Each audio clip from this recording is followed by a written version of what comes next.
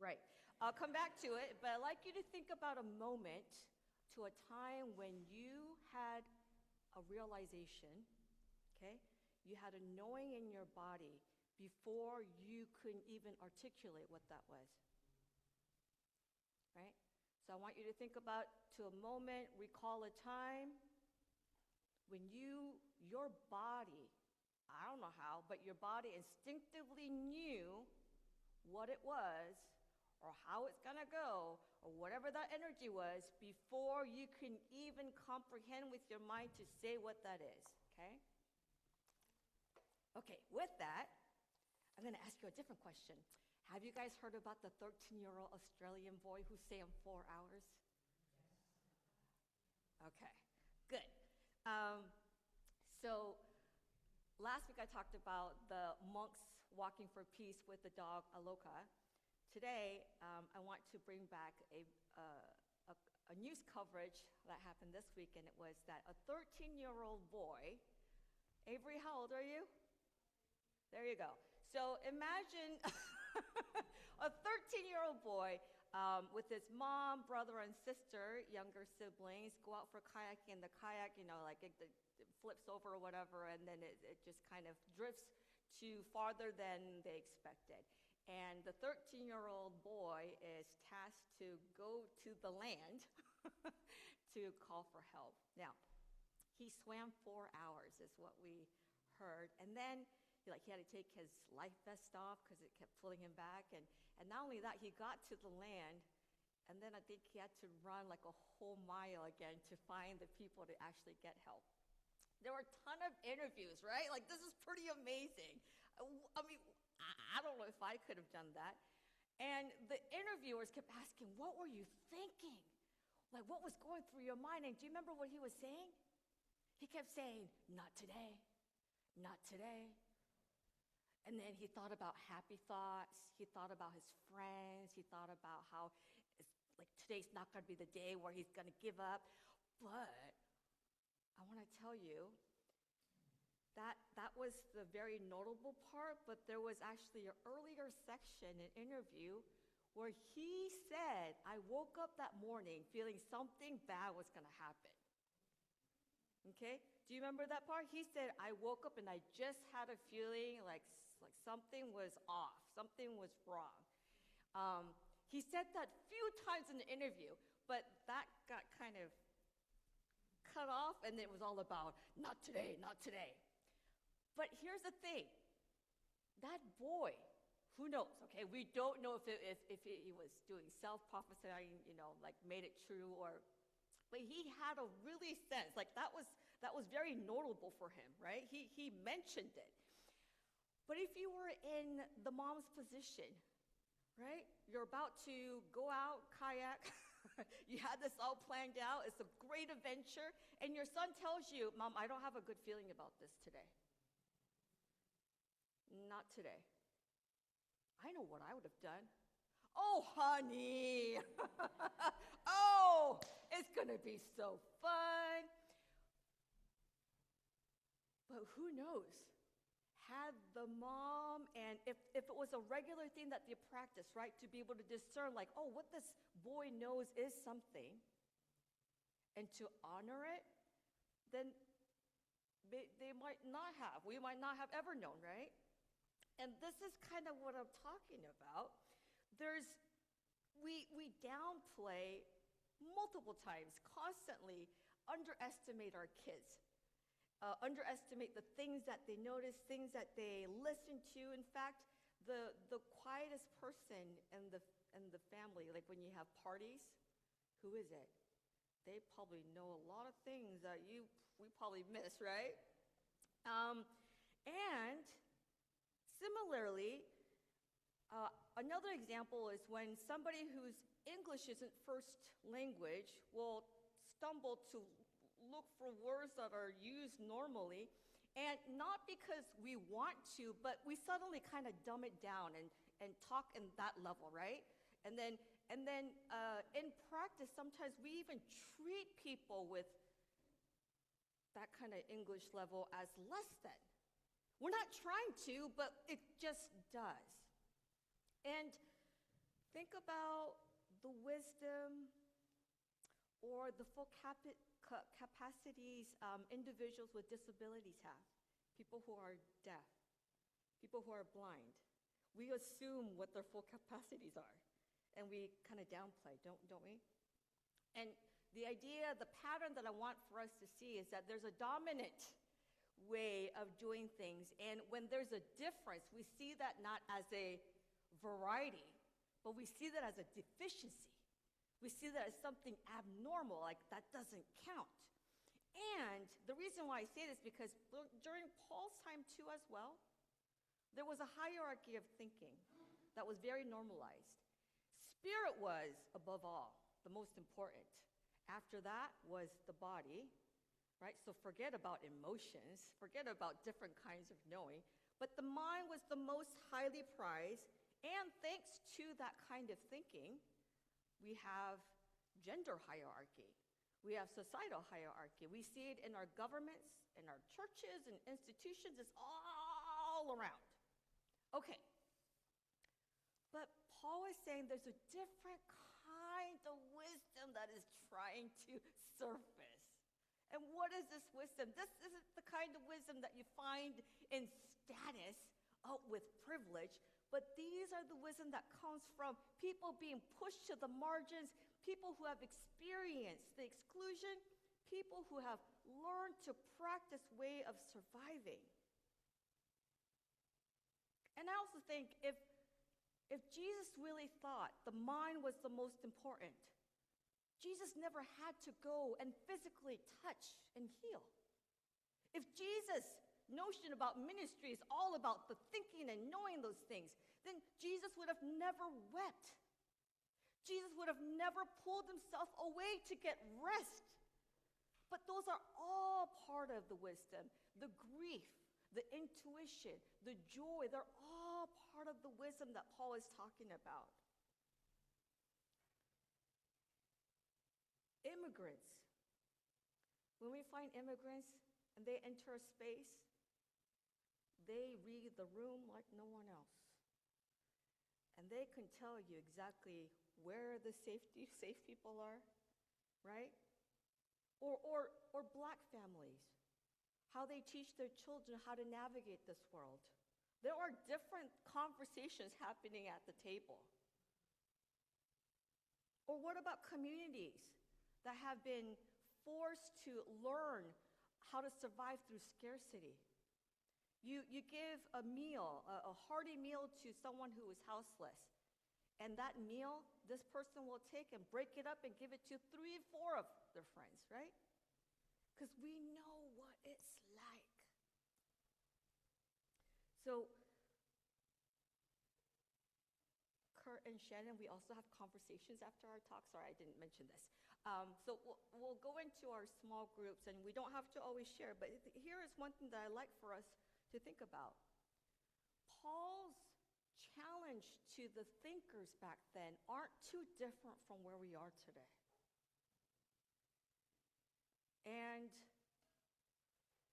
sometimes it's blatantly clear, like the racist post that went up this week. And we say like, why are we not having a cow? It's just kind of mind-boggling. So where is the wisdom? I like for us to talk about and share about what wisdom is. And so to that question, when was a time you knew, your body knew before it could be said what that was? I like for you to share that with your neighbors and talk about what kind of knowing has helped you thus far, right? A kind of knowing that's not in the textbooks, a kind of knowing that isn't said explicitly, but what is the kind of knowing that you know, that you rely on, that you value? Okay, does that make sense? Yeah?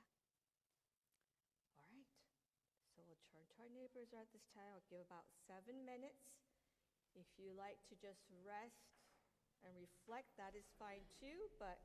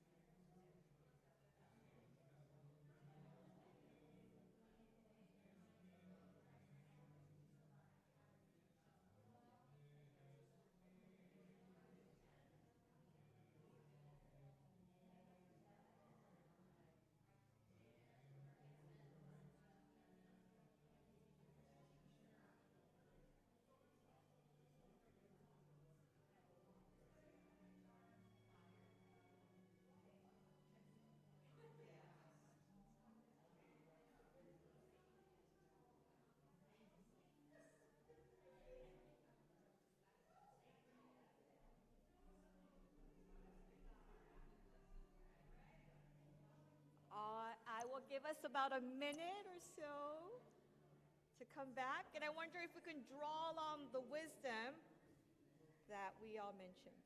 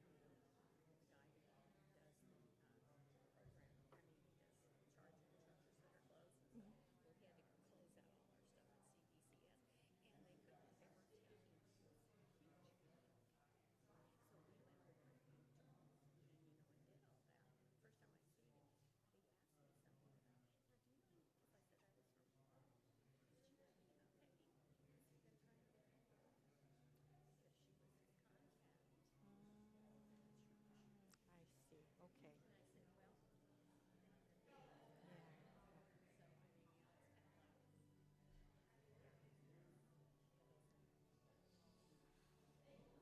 All right, friends. Thank you for sharing the different kind of knowing. Let's lift up some of the different kind of knowing.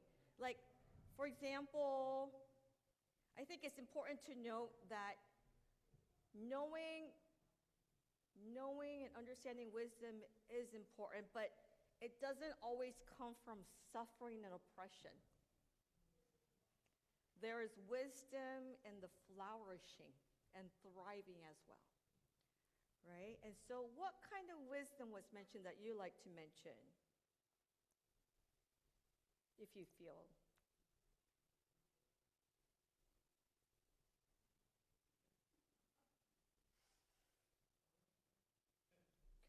Huh? All right then, yeah. Um, I have a few lines that I'll say. Last week, looking at the Beatitudes, I think we learned where God's blessings, where God's favor resides upon, right? It isn't the proud, but it's those who are feeling it through. And this week we learn how to learn those wisdom. Um, it matters, right? It matters how our water, it matters how our trees, it matters how our birds, it matters how our pets, they all live around us. Um, I was, maybe you had this thought as well, but the trees that we see around us in our neighborhoods, they're fairly new. They were recently planted. The trees that we should have now should be ancient. They should be huge, hundred centuries old. And I was thinking about when I did this visual meditation of myself in one session, I saw myself as a tree. But it wasn't a small tree, it was a huge, big tree. You fill in the blank there. But I sensed this, like, it wasn't just me, like I noticed where I was, but there was deep roots, like going all the way down to places where I didn't even know I could extend and imagine. And I just figuratively and just kind of visually saw the wisdom that this tree would have in living, coexisting with other living things. Imagine the wisdom it has learned throughout the years about seasons, about people. What if we learned the wisdom of different kind of knowing? I think it begs us, I think it calls for us to re-examine the ways that we know and offer some reverence to those things that we have dismissed as not important. Let us pray.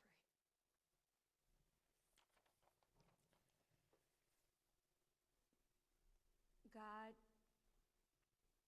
you teach us the different kind of knowing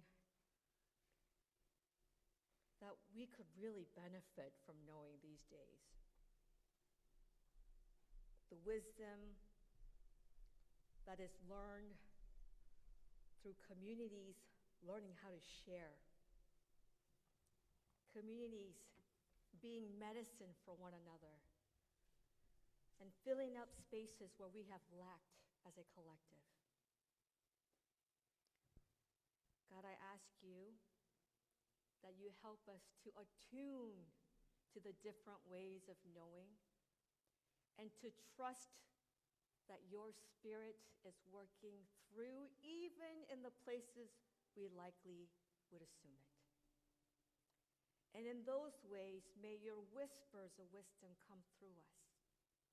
May the subtlety of changes around us signal to us that you are within us. May our sensation of our chest tightening or our stomachs relaxing help us to pay attention to the wisdom of our bodies. And may we listen and attune to the wisdom of all beings around us. May it be so.